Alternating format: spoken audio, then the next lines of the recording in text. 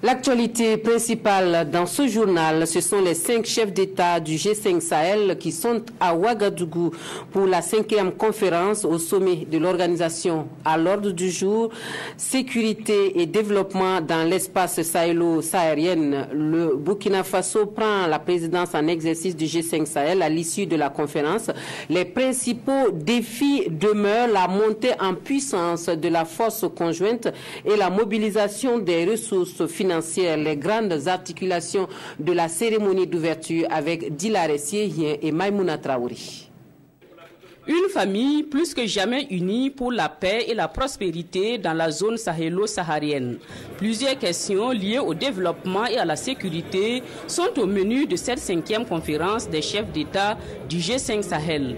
Le suivi de la mobilisation des annonces de contribution pour la force conjointe et de son opérationnalisation, la réforme du secrétariat en vue d'une meilleure performance de l'implantation d'une académie de police du G5 Sahel. L'organisation de cette conférence à Ouagadougou permet au peuple burkinabé de réitérer son engagement et sa solidarité au sein du G5 Sahel dans la lutte contre le terrorisme ainsi que contre les fléaux qui freinent l'élan du développement de nos États.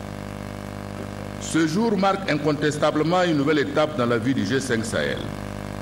La présence effective de tous les chefs d'État, membres et de nos partenaires traduit éloquemment l'intérêt que nous accordons à la question de la lutte contre le terrorisme et au développement économique et social au Sahel.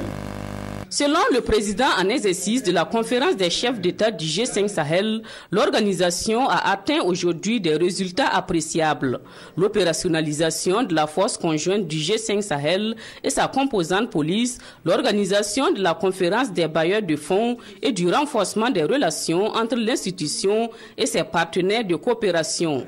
Mais les défis restent énormes, notamment la montée en puissance de la force conjointe et la mobilisation des ressources pour son fonctionnement. Notre combat pour la paix et la sécurité dans notre espace est inséparable de notre lutte pour le développement.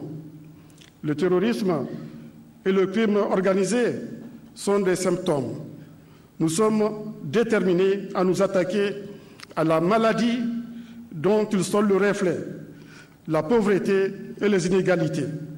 À terme, ce non pas les armes, mais l'éradication de celle-ci qui nous permettra de vaincre définitivement le terrorisme.